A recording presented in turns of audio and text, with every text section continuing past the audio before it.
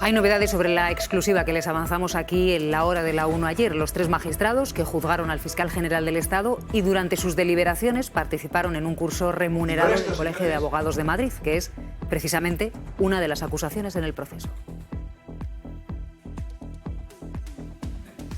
Y con esto, señores, concluyo que tengo que poner la sentencia de fiscal. Escuchando esas palabras, hay debate sobre si en ese curso el presidente de la sala reveló que condenarían al fiscal días antes de que lo anunciasen.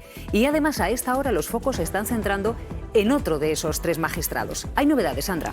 En concreto sobre Antonio del Moral. Este juez codirigió la tesis doctoral del abogado que ha representado durante el juicio al fiscal a Alberto González Amador, la pareja de Isabel Díaz Ayuso. Este letrado, Gabriel Rodríguez Ramos, defendió su tesis en la Universidad Complutense el mismo día en que la Sala de lo Penal acordaba abrir una causa contra el fiscal general por revelación de secretos. En el capítulo de agradecimientos de esta tesis escribe lo siguiente: a mis directores por su esfuerzo, su paciencia y por la sabia guía que me han dado.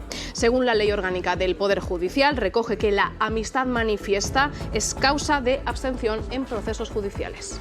Y en este contexto está creciendo el debate sobre estos 3 magistrados. Los 3 se pronunciaron a favor de condenar al fiscal general del Estado y, de hecho, uno de ellos es el encargado de redactar la sentencia. Una causa judicial sin precedentes y con trascendencia política. El juicio ha terminado, visto para sentencia. Una resolución histórica en manos de 7 jueces y 3 de ellos impartieron un curso durante los días en los que teóricamente aún estaban deliberando lo que finalmente fue el fallo condenatorio al fiscal general. Y lo hicieron en la sede del Colegio de Abogados de Madrid, una de las acusaciones particulares contra García Ortiz. No es algo ilegal, aunque al final de una sesión se produjo esta filtración. Y con esto, señores, concluyo que tengo que poner la sentencia de fiscal. Entre risas de los presentes, el magistrado Arrieta, presidente del tribunal, desvelaba algo que en ese momento no era público, que es él el que está redactando la sentencia. Según lo establecido, la ponente original iba a ser Susana Polo, pero no estaba de acuerdo con condenar a García Ortiz y por eso se realizó el cambio. Fuentes del Supremo señalan que los 3 magistrados no incumplieron la normativa de incompatibilidades. Uno de los 5 jueces del Supremo que condenó al fiscal general codirigió la tesis del abogado que representaba al novio de Ayuso durante el juicio. Es el magistrado Antonio del Moral y cuenta esta noche el diario.es que supervisó la tesis doctoral de Gabriel Rodríguez Ramos, el abogado del novio de la presidenta. Y no se crean que esto pasó hace mucho tiempo. Este abogado defendió su tesis hace poco más de un año, el 15 de octubre de 2024, el mismo día en que el Supremo aceptaba investigar a García Ortiz por revelación de secretos. ¿Y quién fue uno de los magistrados que dijo adelante, investíguese al fiscal por esto que denuncia el novio de Ayuso? Pues uno de los magistrados que firmó esa resolución fue Antonio del Moral, que codirigía la tesis que el abogado del novio de Ayuso defendía ese mismo día en la universidad. Del Moral, como decimos, es uno de los 5 magistrados que firmó ese auto de admisión y uno de los 5 que ahora condena al fiscal general del Estado. Pedro Jiménez, buenas noches. Buenas noches. El magistrado del Supremo Antonio del Moral dirigió la tesis del abogado del novio de Ayuso, acusación particular en el juicio contra el fiscal general. Gabriel Rodríguez Ramos defendió su trabajo en la Complutense el 15 de octubre de 2024, el mismo día que el alto tribunal abrió el proceso penal contra el exfiscal general. Del Moral también formó parte de aquella sala. En el capítulo de agradecimientos de la tesis, titulada Identidad fundamental de la actuación empresarial punible, Rodríguez Ramos tiene palabras de agradecimiento para sus 2 directores y escribe: a mis directores por su esfuerzo, su paciencia y por la sabia guía que me han dado durante todo este tiempo para llevarme hasta aquí. Junto a Del Moral codirige la tesis Alfredo Liñán. La Ley Orgánica del Poder Judicial establece la amistad manifiesta como causa de abstención en procesos judiciales. Catedráticos consultados por la SER sostienen que el aspirante a doctor y su director de tesis establecen una relación cualificada de confianza y un vínculo personal y profesional profundo porque tu carrera profesional depende del director. En este sentido, recuerdan que en el mundo universitario un director de tesis no participa en los procesos de selección futuros a los que aspire su pupilo ni tampoco forma tribunal para evaluar cualquiera de sus siguientes trabajos. Veíamos en portada, uno de los 5 jueces que condenó al fiscal general del Estado codirigió la tesis del abogado que representaba al novio de Ayuso en el juicio al fiscal general. Lo menciona en los agradecimientos incluso por el esfuerzo, la paciencia, la sabia guía que le dio a este abogado junto a su otro codirector durante el proceso de investigación. Y nos decía Pedro Jiménez que la relación que se establece entre un director de tesis y el investigador, pues en fin, es muy estrecha. Este es uno de los magistrados que condenó al fiscal y que dio su ok a que el Supremo lo investigara hace un año. Esta noche no tenemos mesa del análisis en Hora 25, pero vamos a saludar a Manuel Rico, director del Diario Público. Buenas noches. Buenas noches. Te saludamos para un análisis express. ¿Qué te parece? ¿Cómo lees esto que hemos conocido esta noche? Bueno, yo creo que esta noticia, igual que la conocida sobre la presencia de 3 magistrados en unos cursos del Colegio de Abogados de Madrid, cuestionan la apariencia de imparcialidad de los magistrados implicados, ¿no? Que es un elemento absolutamente fundamental a la hora de impartir justicia, ¿no? La cuestión no es si en el curso del Colegio de Abogados les pagaron solo 90 euros o si el magistrado implicado en esta noticia, Antonio del Moral, codirigió la tesis porque tenía una relación de amistad con el padre del abogado, ¿no? No, aquí la clave es la sensación de impunidad absoluta, ¿no? Porque no se hayan planteado que estos hechos serían una cuestión de abstención, en el caso de Del Moral, evidente, o de evitar la participación en los cursos del Colegio de Abogados, ¿no? Transmite una sensación de impunidad y de conchaveo que es un clavo más en el ataúd a la imparcialidad de la justicia que ha constituido el procedimiento contra el fiscal general desde el minuto 1, ¿no? Y mañana además se cumple una semana desde que se hizo público el fallo, pero sin que tengamos todavía la sentencia que explica los argumentos por los que se condena al fiscal. Bueno, este es un elemento más del lawfare, efectivamente, que ha sufrido el fiscal general desde que se inició un procedimiento que no se debería haber ni siquiera abierto, ¿no? Es una cuestión que le produce una indefensión absoluta y llevamos una semana hablando sobre la condena al fiscal general. Es culpable, por lo tanto, ante los ojos de la sociedad, ha tenido que presentar la dimisión, pero seguimos sin conocer los argumentos. Es el mundo completamente al revés, donde primero se le manda al patíbulo y luego se darán las razones de por qué se le ha enviado ahí. Es simplemente inconcebible que además esto ocurra con el Tribunal Supremo, que se supone que ahí están las cabezas más brillantes de la justicia en España.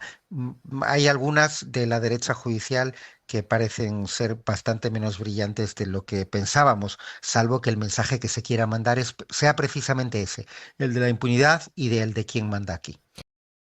Eso es el poder de los que lo interpretan. El derecho no son Eso es el poder de lo que tenemos que avanzar. Para liarla más, Javier García Vila, para liarla más. A ver. Noticia que está contando ahora mismo el diario.es. Uno de los jueces que condenó al fiscal general del Estado dirigió la tesis del abogado del novio de Ayuso. Antonio del Moral también formó parte de la sala que admitió la exposición razonada para abrir la investigación contra Álvaro García Ortiz. El abogado Gabriel García Ramos defendió su trabajo en la Complutense el 15 de octubre de 2024, el mismo día que el Supremo abrió el proceso penal contra el exfiscal. En los agradecimientos de su tesis doctoral, Rodríguez Ramos tiene palabras de agradecimiento, lógicamente, para Antonio del Moral y otro de los directores de la tesis, Alfredo Liñán, por su esfuerzo, su paciencia y por su sabia guía. ¿Esto también, digamos, lo estamos extrapolando todo más? Lo estamos sacando de quicio todo. Hombre, me estoy enterando ahora mismo. Lo primero yo también, felicitar a los compañeros del diario por la exclusiva. No tengo ni la más remota idea de cuál es la trascendencia. Vamos a ver, este señor del Moral, por su propia posición, es un magistrado supremo. A lo largo de su carrera, ¿cuántas tesis puede haber dirigido? No tengo ni la más remota idea, estoy especulando. ¿Y cuántos cursos y cuántas conferencias? Es decir, pues muchas, porque es una eminencia del derecho. Habrá decenas, no quiero exagerar, decenas de abogados en ejercicio, en muy altos puestos, que estarán llevando casos que en algún momento acabarán en el Supremo, entiendo. No lo sé, ¿Te informó este señor que había dirigido la tesis del abogado defensor en este caso? ¿Se conocía eso? ¿O ahora se van descubriendo flecos de estas características? Porque yo no sé si aquí estaríamos hablando de una circunstancia de una tesis es un fleco, si eso es público, además. Pero lo que digo es que ¿cuál es el problema? ¿Cuál es el problema? Si yo te estoy dirigiendo la tesis a ti y luego resulta que tengo que juzgar algo en lo que tú estás defendiendo, ¿eso es irrelevante? Pero que tiene que ver un asunto concreto con la tesis de ese señor, elaborada meses antes con un tribunal plural de la tesis. Yo sinceramente no veo una relación personal, ¿no? Pero como con tantos juristas vamos a ver, datos que me están llegando. La tesis se defiende 15 días antes de empezar el juicio, no hace años. No, pero se prepara durante tiempo, ¿no? No la prepararía un mes antes del juicio. María Peral, 15 días antes de empezar el juicio se presenta la tesis, o se expone y se defiende la tesis. Según me está llegando ahora mismo, las dos únicas tesis que ha dirigido Antonio del Moral son a los dos abogados de la acusación. Esto es una información que acaba de publicar. Me parece que Alberto Garzón, ¿me están diciendo? Me parece que es Alberto Garzón. Alberto Garzón acaba de publicar, cito al informante, la fuente hay que citarla de entrada. Según dice Alberto Garzón, Antonio del Moral solo ha dirigido dos tesis. Las dos son a los abogados de esta acusación particular. Pregunto si esto también, en un caso tan especial, lo debíamos saber antes o no, si hay motivo para que sea recusado por parcialidad, si debía haberse abstenido, como por ejemplo ha anunciado su abstención en el próximo resultado que se pueda dar el Tribunal Constitucional el presidente Álvaro. Vamos a ver, yo lo acabo de conocer esto. Yo fui opositor en su día. Y muchos de los preparadores de la oposición, secretarios, interventores y tesoreros de administración local, eran jueces en ejercicio que, en fin, pues se ganaban un dinerito y a nosotros nos venía bien. Bueno, pero había resoluciones que expresamente prohibían que ese tipo de personas pudieran participar en los tribunales. Había que acreditar que ellos no habían estado preparando alumnos, porque por el perfil que tenían podían estar en los tribunales de las oposiciones. Pero es que esto es lo mismo. ¿Pero cómo es posible que el director de tu tesis sea el que va a juzgar un caso en el que tú estás utilizando toda tu sabiduría para salvar a para acusar a un enjuiciado? De una fecha que no era exacta. No es 15 días de comenzar el juicio. Creo que es del comienzo del proceso, por decirlo claro. Pero lo que sí me están diciendo, y cito la fuente porque si a lo mejor hay un error al respecto, pues se dice, la fuente, que es Alberto Garzón, dice que las dos únicas tesis que ha dirigido Antonio del Moral son precisamente a los dos abogados en particular. ¿Esto es relevante o no? Y académico, no tiene nada que ver con el enjuiciamiento. Constantemente los jueces del Tribunal Supremo... Había informado al tribunal, el tribunal sabía que este señor había dirigido la tesis. Pero es que no es relevante para el juicio de los hechos. No puedes perder la imparcialidad por un trabajo académico, jurídico, técnico. Pero eso lo dices tú. Eso no afecta... Sí, claro, por eso estoy opinando yo. Pero es que las causas de recusación son múltiples. Tener interés directo, tener conocimiento personal. Lo que no sabemos todavía es que nos faltan detalles de esta información. O sea, nos falta, porque acabamos de conocerla, nos la ha explicado aquí Xavi, nos falta... Yo lo acabo de saber igual que vosotros. Sí, nos falta más información, ¿no? Pero a priori, pues lo que encontramos es una conexión, ¿no? O sea, aparece, es que los aflora una están conexión. La pregunta sería, bueno, pues claro, conocer es que además, ahí hasta qué punto llega esa conexión, qué trascendencia puede tener o no, pero quiero decir que no podemos todavía establecer un juicio porque no lo sabemos, porque nos falta información. Simplemente, bueno, pues es un dato. La pregunta es un sería, dato que desconocíamos. Esto, si es así como estamos contando, citamos la fuente, ¿sería motivo de que él, de alguna manera, expresase, bueno, ante esta situación, yo acabo de dirigir la tesis doctoral a los dos abogados, o a uno de los abogados de la acusación, y al otro también se la dirigí, para que me sustituya a alguien o por lo menos decirlo antes del juicio para evitar malentendido. Inhibirse, no lo sé, es que no lo sé. Yo creo que eso no es una causa ni de extensión ni de recusación. Está tipificado en la ley las causas de extensión o de recusación. Que ver la ley, desde luego no una de encaja libro, ni de lejos. Conocimiento personal, interés manifiesto. Vamos a ver, pero perdona, Chema, es que si es así, los jueces del Supremo no pueden juzgar, tener como partes prácticamente a nadie porque están constantemente trabajando con ellos. Hacen libros juntos, hacen cursos juntos, pronuncian conferencias juntos, constantemente. María, solo digo que en este caso solo a 2 abogados han dirigido tesis, no a muchos más. Vamos a ver mutandis son libros, son tesis, son conferencias, son cursos. Vamos a ver el tuit de Alberto Garzón, que comentaba esta circunstancia. A ver si es la literalidad de lo que me han pasado y si no, pues lo retiro. Alberto Garzón dice, según el repositorio Dialnet, desconozco el origen, el juez Antonio del Moral, que votó en contra del fiscal general, solo ha dirigido 2 tesis. Los 2 agraciados han sido abogados de acusación contra el fiscal general. Dice él, y esto ya es una valoración, no es casualidad ni tampoco conspiración, solo endogamia social de Manuel. Pero igual que dice que las 2 tesis que ha dirigido, según Alberto Garzón, coinciden que son a los 2 abogados que han llevado acusación contra el fiscal general. Luego, imagino que la defensa tratará de utilizarlo para una recusación y que la justicia decida si hay motivo o no al respecto. Pero son los datos que acabamos de conocer y tal como lo he conocido, lo he contado sin ningún tipo de problema. Ya anoche les contábamos en este programa la noticia que avanzaba el diario.es de que 3 jueces del Supremo que condenaron al fiscal general del Estado participaron en un curso pagado por el Colegio de Abogados de Madrid, un curso de formación denunciante, el Colegio de Abogados y una de las acusaciones, recuerden, en el caso. Hoy, Radio Televisión Española ha desvelado además el audio de uno de esos magistrados que pudo dar pistas sobre cuál podía ser el fallo final. Andrés Martínez Arrieta, presidente del tribunal que juzgó a Álvaro García Ortiz, fue uno de los 3 magistrados que formó parte del curso organizado por el Ilustre Colegio de Abogados de Madrid, una de las acusaciones del caso. Ya durante el juicio adquirió cierto protagonismo en algunos momentos. Que yo sí sé quién es la fuente de esta historia. No la voy a decir por secreto profesional. Bueno, una cosa es que no la diga, pero otra cosa es que no nos amenace con que la sabe. Y ahora vuelve a estar en el foco por este audio en el que se despedía de los asistentes a su ponencia. Y con esto, señores, concluyo que tengo que poner la sentencia de Era 18 de noviembre, en plena deliberación para dictar el fallo contra García Ortiz. Entonces todavía no se sabía que la magistrada ponente había dejado de ser la progresista Susana Polo. Con lo cual ya está rompiendo el secreto de las deliberaciones y objetivamente hay un riesgo claro y contundente de parcialidad. Y eso es muy grave. En la misma línea se pronuncian en el PSOE, que piden explicaciones. Porque si no, nosotros seguiremos manteniendo la sospecha también sobre una sentencia. Pero sus socios parlamentarios les piden que den un paso adelante. Más allá de llorar y hacer exclamaciones y tweets, que cambien la ley y que en este país haya un poder judicial decente.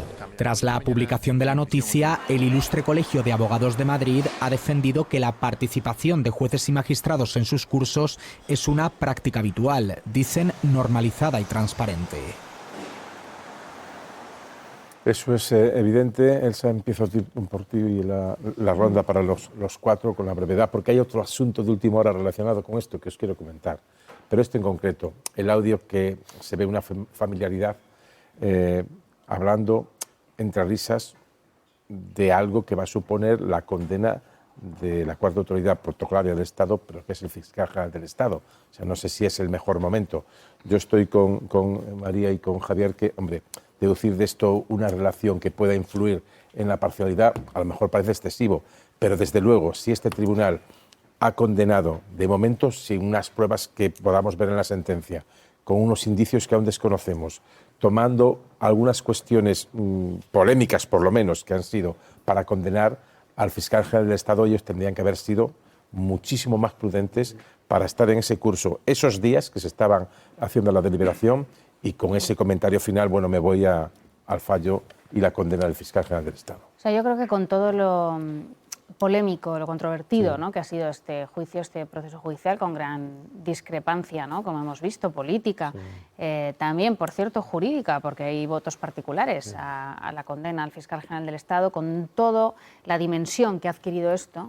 Pues bueno, no creo que ayude escuchar pues este audio, ¿no?, con esa aparente ligereza con la que se manifiesta el juez, o tampoco me parece del todo estético, la verdad, pues que aunque sea, como ha explicado María, ¿no?, y yo también lo entiendo perfectamente, ¿no?, una cosa absolutamente habitual, que además tiene que ver con los abogados de oficio, con la formación, etcétera, etcétera, bueno, pues al final la abogacía, el Colegio de Abogados de Madrid era una parte en este proceso, ¿no? Entonces, bueno, pues la apariencia de imparcialidad de los jueces implica no tener relaciones con las partes durante un proceso, ¿no? Pero, en fin, yo creo que desde luego no hay que sacarlo de madre. Para mí lo que lo decía al principio del programa, e insisto en ello, lo que sí me parece relevante es la ausencia a día de hoy de los argumentos de la sentencia, teniendo en cuenta la dimensión institucional que tenía este fallo.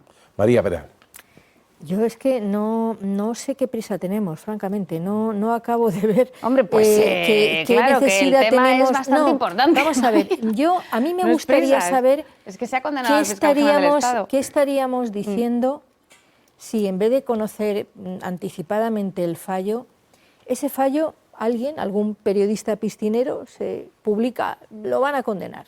O sea, ¿qué estaríamos diciendo de un Tribunal Supremo que en un procedimiento, ni más ni menos por revelación de secretos, se filtrase su fallo? O sea, ahí se había producido una situación absolutamente zanjada, y es que había una discrepancia en la sala. 5 magistrados consideraron que había que condenar al fiscal y 2 que había que absolverle. Y si hubiera trascendido simplemente el cambio de ponente, ya hubiera sido una filtración indebida de algo que inequívocamente iba a ser una condena al fiscal general. Por lo tanto, evidentemente que la sala tiene la obligación de salvaguardar la propia reputación del Consejo del Poder Judicial en un fallo, encima por una causa por revelación de información. Lo que pasa es, digamos, que esto, a fin de cuentas, también ha sido... Y ellos tendrán que hacer su trabajo argumentando con serenidad. No podemos estar presionando a los jueces. Y la sentencia, bueno, pues cuando la tengan, María, la darán. Es un caso que es la primera vez que pasa en nuestro país, necesitamos saber las razones. Y por dar una vuelta un poco irónica. Sabremos las razones de la mayoría y sabremos las razones del voto particular, que tampoco está hecho, con lo cual pues llegará un momento en el que tendremos... Y permíteme la gracita, es casi una filtración oficial. Nos han filtrado que lo van a condenar. Es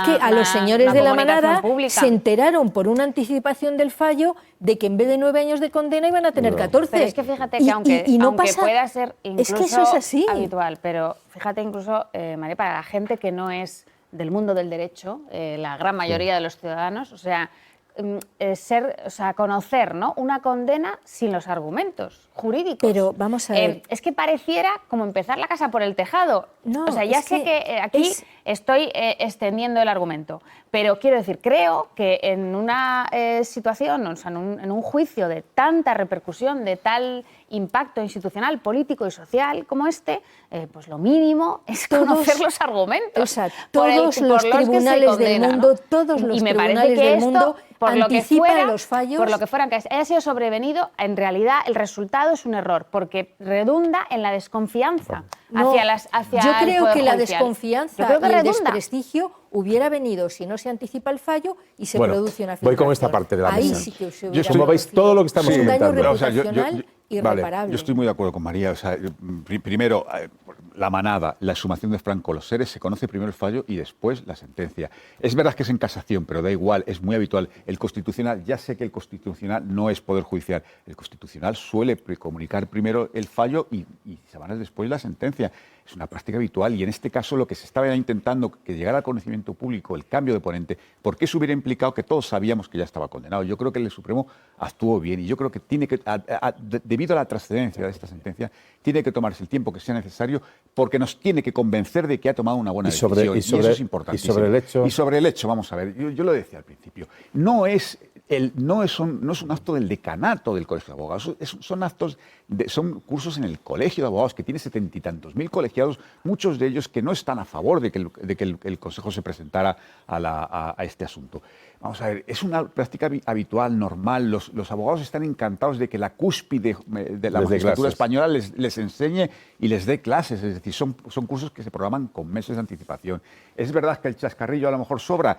Vamos a ver, a cualquiera de nosotros nos graban una conversación privada y el 90% de lo que decimos sobra si se pone en público. Esto no era tan privado, esto era una clase. Bueno, estaban dando un curso, pero correcto. Yo creo que él no sabía que se estaba grabando. Yo creo, de verdad, o sea, vamos a tener confianza en nuestro Tribunal Supremo. Es la cúspide de la carrera judicial, no son recién llegados, son perfectamente conscientes de la trascendencia de sus decisiones y de verdad, vamos, yo abogo de verdad porque confiamos en nuestro entramado institucional, que es serio, de verdad. Cierro contigo, Chema.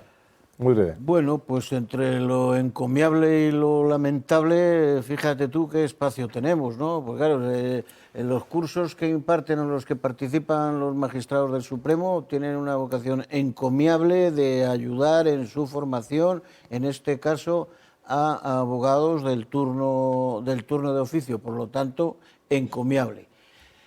Que se haga en el contexto de una sentencia histórica, pues a mí me parece un episodio lamentable y que al mismo tiempo no es el zascarrillo de una conversación privada, Javier, es que se oyen las risas de esos abogados a los que están iluminando con su conocimiento cuando les dice, oye, tengo que acabar porque estoy haciendo la sentencia del fiscal general. Por lo tanto, episodio lamentable. Es que perdona María, y al mismo tiempo, claro, es que los actos de los jueces, no solo de este tipo de juicios, no solo afectan, que es muy relevante y muy importante, a la vida personal y familiar del encausado, en este caso el ser humano que es el fiscal general del Estado, al que le afecta en su vida, en su imagen, en su proyección, sino que es la munición política de la que se está viviendo y sobreviviendo en este país. Hoy teníamos la sesión de control en el Congreso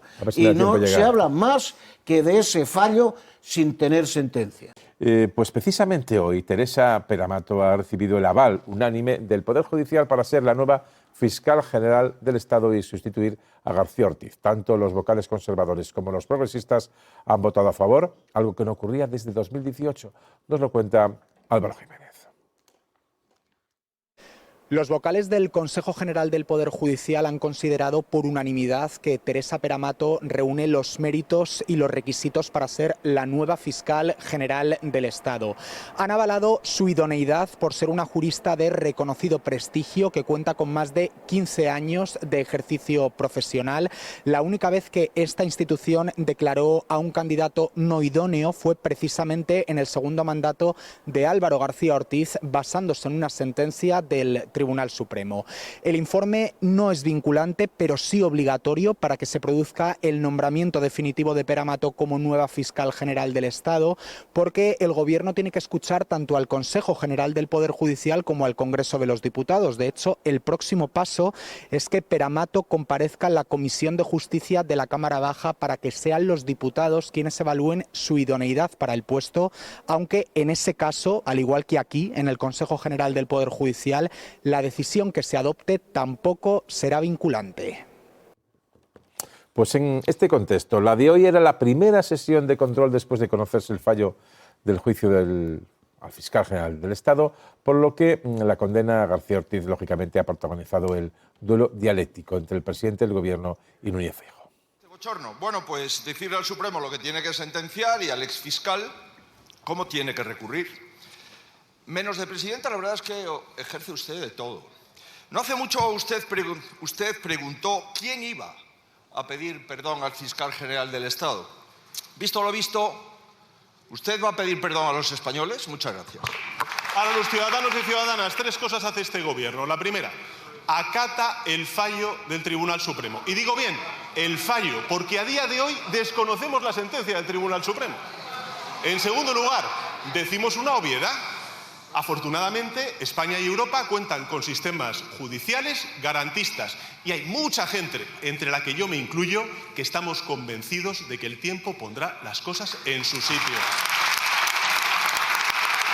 Javier, dentro de lo esperado. Le ha soltado un buen pellizco al Supremo, eso es evidente, pero sí. ¿Cuál fue el mejor pellizco? Conocemos el fallo, la sentencia. O el otro, ¿no? O el de que hay instancias y que se sabrá la verdad. O sea, que le ha dado. Pero bueno, se pondrá en su sitio. Ha sido pondrá en su sitio, ¿no? O sea, le ha dado en una frase prácticamente le ha dado dos tobitas de estas intencionadas al Tribunal Supremo. Pero sí, claro que era lo esperado. Era imposible que el líder de la oposición no utilizara este asunto en sesión de control y Pedro Sánchez, que se defiende con su habitual brillantez, porque es verdad que es un buen parlamentario. Es decir, luego ha fallado Sánchez. ¿Megafonía? No la megafonía, pero en contra de lo que se ha dicho hoy, yo sí que quiero decir, a mi juicio, Feijóo es muy buen parlamentario. Hoy no has tenido su día, no ha estado brillante, pero yo creo que es un buen parlamentario. Antes de entrar con eso que está ya por Javier, ¿algún comentario, Elsa? Bueno, es que me parece que la secuencia, ¿no?, se completa vamos a verla. Sí. Todo el mundo quiere ver la secuencia, pues la vamos a ver. Vamos a ver la secuencia. Un miércoles más, Núñez Feijóo no ha calculado bien los tiempos, si le ha pillado el toro en su pregunta al presidente del Gobierno y, para colmo, se ha trastabillado. Se va a rodar algún día una serie de televisión sobre sus años de presidente y se titulará Perdón. Será terminado el tiempo. Muchas gracias. Silencio, por favor. Muchas gracias, señor Núñez Feijóo. Señor presidente del Gobierno. Muchas gracias, señora presidenta. Entre sus virtudes, señor Feijóo, no está el de ser un buen parlamentario. De todas formas, no por la forma en la que dice las cosas, sino por lo que dice, porque no proponen nada.